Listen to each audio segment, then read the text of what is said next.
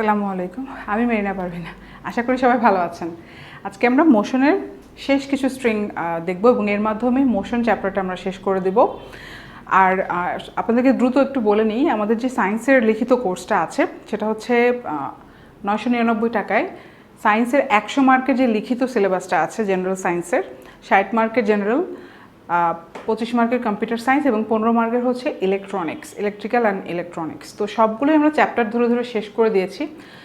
Pre recorded video পাচ্ছেন প্রায় 200টির মতো এবং লাইভ ক্লাস থাকে চ্যাপ্টার ধরে 16টির মতো। সো এখন যারা এনরোল হবেন তাদের জন্য সুবিধা হচ্ছে তারা 43তম লিখিত পর্যন্ত, অর্থাৎ এখন থেকে 1.5 বছর আপনারা অ্যাক্সেস করতে পারছেন। সো অনেক ভালো সুযোগ। আর তাছাড়া এরপরে হচ্ছে লিখিত রেজাল্ট, প্রিলি রেজাল্ট দিয়ে দিলে প্রাইস কিন্তু বেড়ে যেতে পারে। সো আপনারা আজকেই আমাদের ওয়েবসাইট ভিজিট করুন www.super30bangladesh.com।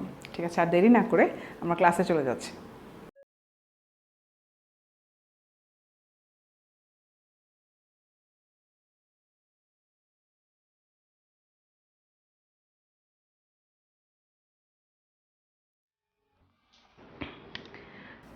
তেরো নম্বর, অ্যাম্বুলেটরি অ্যাডিটিভ, somnambulist, সরি, এটা হচ্ছে somnambulist হচ্ছে পার্সন নাউন। আপনাদেরকে আমি আগেই বলেছিলাম অ্যাম্বল একটা রুট আছে, আমরা প্রথমে পড়েছিলাম। দেখেন সব এখানে অ্যাম্বুলেটরি, যে অ্যাম্বলটা পাবেন রুট অ্যাম্বল, সব এই অ্যাম্বুলেট থেকে পাবেন। প্যারাম্বুলেট, পার, তারপরে দেখেন অ্যাম্বুলেট, সব এই যে অ্যাম্বুল রুট পাচ্ছেন। সার্কাম্বুলেট সেম ওয়ার্ড রুট, দেখেন সার্কামলোকিউশন, এখানে আবার অ্যাম্বলটা নেই, বাট সেম ওয়ার্ড রুট। এই যে সার্কাম যদি ধরেন সেম ওয়ার্ড রুট, এই লিজেন্ডটা তো আমরা পারি, তাই না? সেম ওয়ার্ড রুট, এটা হচ্ছে সেম ওয়ার্ড রুটের লিজেন্ড। তাহলে আমরা দেখি অ্যাম্বল মানে আমরা কি জানি, রিলেটেড টু ওয়াকিং, ওয়াক বোঝায়। সিম্পলি যদি অ্যাম্বল থাকে তার মানে কি হাঁটা। তাহলে অ্যাম্বুলেটরি অ্যাডিটিভ, অর্থাৎ আপনার অ্যাম্বুলেটরি পেস কেমন আমি দেখতে চাচ্ছি, একটু হেঁটে দেখান।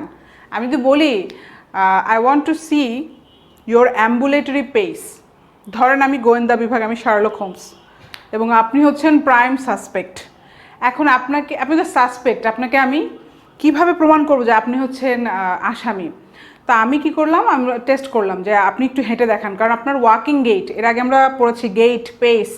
তাহলে আপনার ওয়াকিং গেট আমার জানার জন্য আমার দরকার আপনার অ্যাম্বুলেটরি পেসটা, আপনার হাঁটার যে পেসটাকে মডিফাই করছে অ্যাম্বুলেটরি, দ্যাট ইজ অ্যাডিটিভ। আপনার হাঁটার পেসটা আমি দেখে আমি বুঝবো, আমি মিলাবো, আমি যে প্রমাণ পেয়েছি ওটার সাথে মিলাবো। সো উদাহরণ হিসেবে কী লিখে রাখবেন, যে Sherlock Holmes wanted to see the ambulatory pace of the suspect. Somnambulist, হ্যাঁ, এরকম একটা রুট যদি থাকে বুঝতে হবে ঘুম, রিলেটেড টু ঘুম। ঠিক আছে, এরকম আরও শব্দ পাবো আমরা, SOMN, এরকম রুট থাকলে বুঝতে হবে রিলেটেড টু ঘুম, ঘুম পাড়ানো। তাহলে somnambulist হচ্ছে যে ঘুমের মধ্যে হাঁটে। অ্যাম্বুল মানে হাঁটা, আর সোম মানে হচ্ছে ঘুমের সাথে রিলেটেড। সো মুন ওয়াকিং বা ঘুমের মধ্যে যে হাঁটাটা, আমরা কিন্তু জানি বিভিন্ন ভৌতিক সিনেমাতে, অথবা আমরা শুনেছি, আমি নিজে দেখিনি, বাট ঘুমের মধ্যেও হাঁটে, দেখবেন এরকম একটা রোগ আছে মানুষের। তাহলে ওই মানুষটাকে আমরা কি বলবো, হি ইজ এ অথবা শি ইজ এ somnambulist, অর্থাৎ সে ঘুমিয়ে ঘুমিয়ে হাঁটে। কি ভয়ঙ্কর ব্যাপার, রাতের বেলা হেঁটে বন জঙ্গলে চলে যায়। পারঅ্যাম্বুলেট, পার যদি থাকে বুঝতে হবে বাইরের দিকে, পেরিফেরি যেরকম বাইরের দিকে, ইনওয়ার্ডস না, বাইরের দিকে। হ্যাঁ, সেন্ট্রাল আর পেরিফেরি এটা হচ্ছে সিনোনিম অ্যান্টোনিম। হ্যাঁ, তাহলে পারঅ্যাম্বুলেট মানে চারিপাশে ঘিরে হাঁটা। এটা সার্কেল নাও হতে পারে, যদি সার্কেল হয় তাহলে যেমন মক্কাতে সবাই হজ করতে যায় যখন, তখন তারা কি করে, দে বেসিক্যালি সার্কাম্বুলেট। তারা আসলে যত পিলগ্রিমেজ বলে এটাকে, তারা তীর্থযাত্রী যারা বা হজ যাত্রী যারা, তারা বেসিক্যালি কি করে, সার্কাম্বুলেট করে। তো এটা আমরা সার্কাম মানে হচ্ছে বুঝছেন যে গোলভাবে তারা হাঁটবে, একত্রে সবাই কি করে, এখানে হচ্ছে মক্কা এবং এটাকে ঘিরে গোল করে সবাই হাঁটে। আর পার মানে হচ্ছে জাস্ট চারপাশ দিয়ে হাঁটা, নট নেসেসারিলি গোলভাবে।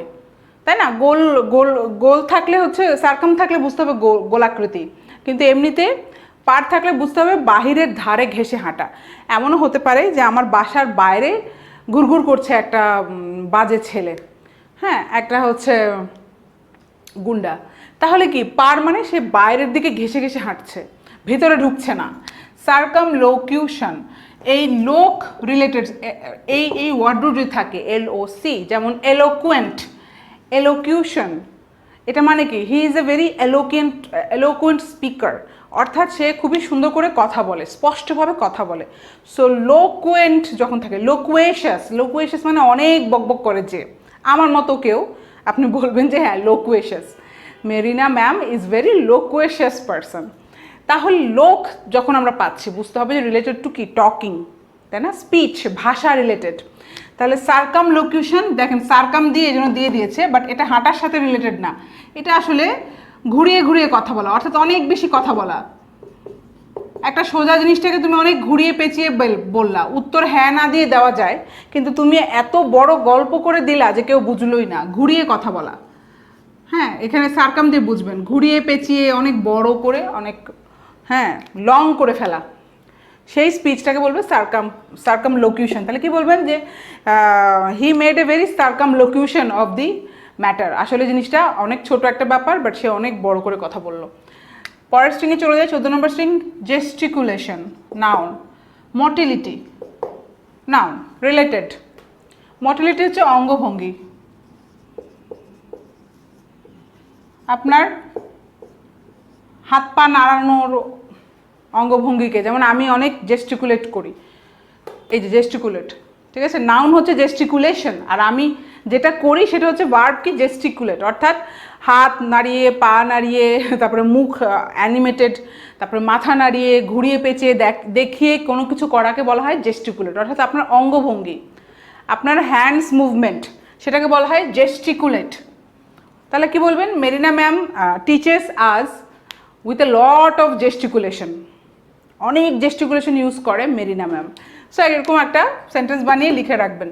মোটিলিটিও তাহলে তাই, তাই না, আপনার অঙ্গভঙ্গি মানে আপনার মুভমেন্টের যেই ধরনটা সেটাকে বলা হবে, বা যেই গুণটা সেটা হচ্ছে মোটিলিটি। তাহলে the motility of the teacher inspires us, তাহলে কি টিচারের মুভমেন্টটা আমাদেরকে কি ইন্সপায়ার করে। গ্যালিয়ন, স্কিফ, এগুলো সব নাউন। রেগাটা, নাউন। রোবোট, এই বোট পেয়ে গেলাম, হ্যাঁ, বোট থেকে বুঝবেন পুরো স্ট্রিংটা কি রিলেটেড টু নৌকা, নৌকা বাইচ। গ্যালিয়ন, স্কিফ, এই দুটোই মিনিং হচ্ছে নৌকা, ছোট নৌকা, যাত্রার জন্য নৌকা। রেগাটা হচ্ছে নৌকা বাইচ, ওই যে একটা রেস হয় না নৌকা দিয়ে করে সবার, ওইটাকে নৌকা বাইচ বলা হয় রেগাটা। আর রো বোট তো বুঝতেই পারছি আমরা, রো করে করে যে বোট, অর্থাৎ বৈঠা, বৈঠা দিয়ে যেই নৌকাটা বাইতে হয়, নর্মাল ওই স্পিড বোট না, রো বোট, যেটা আপনি রোয়িং করে করে বৈঠা দিয়ে বেয়ে বেয়ে যেতে হয়। ডিঙ্গি, ডিঙ্গিও তাই একটা ছোট নৌকা, যাত্রার উদ্দেশ্যে যে ছোট নৌকা সেটাকে ডিঙ্গি বলা হয়। একই দেখতে একই শুনতে, আরেকটা ওয়ার্ড আছে ডিঙ্গি, এটা মানেও ছোট, কিন্তু এটা আসলে অন্য নৌকার সাথে রিলেটেড না, এটা বোঝাচ্ছে যে ছোট একটা জায়গা, স্মল একটা প্লেস, হ্যাঁ, অন্ধকার একটা জায়গা এরকম। বাট একটা খালি মনে রাখবেন, এইচ আছে, এইচটা থাকলে ওটা নৌকা সিম্পলি, হ্যাঁ, আর অন্যটা হচ্ছে যে নৌকা রিলেটেড না, তবে বোঝাই যাচ্ছে যে ছোট অন্ধকার একটা প্লেসকে আমরা বলবো ডিঙ্গি। পরের স্ট্রিংয়ে চলে যাই, 16 নম্বর স্ট্রিং, এমবার্ক, অ্যান্টোনিমের লিজেন্ড, তাই না, হ্যাশ, খুবই রেয়ার এই বইয়ে, বাট আছে। হ্যাশ থাকলে বুঝতে হবে অ্যান্টোনিম। আমি যখন নিজে নিজে প্র্যাকটিস করতাম তখনও হ্যাশ দিয়ে দিয়ে প্র্যাকটিস করতাম, যখনই আমি অ্যান্টোনিম লিখতে চাইতাম। আচ্ছা, এমবার্ক আর ডিসেম্বার্ক বোঝাই যাচ্ছে দুটো একে অপরের বিপরীত, তবে এমবার্কের দুটো মিনিং আছে। এক হচ্ছে শিপে, অর্থাৎ জাহাজে উত্তোলন করা, মানে আমি জাহাজে যখন উঠবো তখন আমি বলবো আই এমবার্কড অন দি শিপ, অথবা মাই টিম অথবা মাই ক্রিউ এমবার্কড অন দি শিপ। আর আরেকটা মিনিং হচ্ছে যখন এই যে এন্টারপ্রেনাররা যখন কোনো একটা বিজনেস প্রজেক্ট হাতে নেয়, ধরেন যারা উদ্যোক্তা, তাদের যাত্রাটাকে বলা হয় যে হি এমবার্কড অন হিজ এন্টারপ্রেনারশিপ জার্নি। তার যাত্রাটা, উদ্যোক্তা হিসেবে তার যাত্রাটা সে শুরু করলো। তাহলে ওই শুরু করাটা, স্পেশালি বিজনেস শুরু করার যেই যাত্রাটা, সেটাকে বলা হয় এম্বার্কিং। আপনি ইনস্টেড অফ যে গোয়িং অন দি জার্নি এটা না বলে বলতে হবে হি এম্বার্কড অন হিজ এন্টারপ্রেনারশিপ জার্নি। ঠিক আছে, সো এম্বার্কের দুটো মিনিং আমরা দেখলাম, খুবই সুন্দর দুটো মিনিং আছে। আচ্ছা, আরেকটা কি তাহলে এখানে অ্যান্টোনিম তাহলে কি হবে? ডিসএম্বার্ক, অর্থাৎ তীরে ভিড়ানো।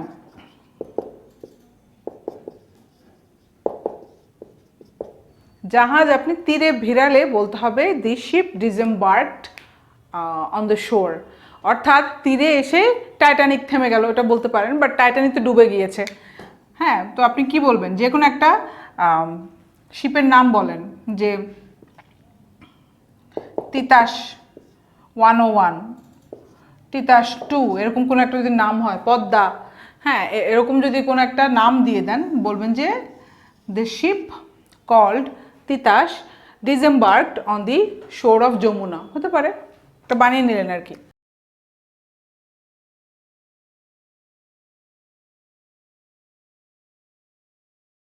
সুপার 30 বাংলাদেশে সবাইকে স্বাগত। আশা করছি সবাই ভালো আছেন। সুপার 30 বাংলাদেশ বিসিএস রিটেন সিলেবাসের প্রত্যেকটি সাবজেক্টের আলাদা আলাদা ছোট ছোট কতগুলো কোর্স আপনাদের সামনে উপস্থাপন করেছে। আপনারা আপনাদের ইচ্ছা অনুযায়ী সেই কোর্সগুলো আপনারা ক্রয় করতে পারেন এবং সেই ভিডিওগুলো দেখে আপনারা সুন্দরভাবে একটি পরীক্ষার জন্য প্রস্তুতি নিতে পারেন। তো আমি সুপার 30 বাংলাদেশের সাথে জেনারেল সায়েন্সের যে প্রশ্নগুলো আছে সেই প্রশ্নগুলো সলভ করে দেওয়ার চেষ্টা করেছি। বিজ্ঞানের যে প্রশ্নগুলো এখানে কভার করা হয়েছে, আপনারা যদি ভালোভাবে এই ভিডিওগুলো দেখেন তাহলে আপনারা বিসিএস রিটেন পরীক্ষাতে বিজ্ঞানে খুব ভালো করবেন এবং খুব ভালো একটি নাম্বার নিয়ে আপনারা ভালো একটি ক্যাডার পেতে পারবেন। সবাইকে অনেক বেশি ধন্যবাদ, সবাই অনেক বেশি ভালো থাকবেন।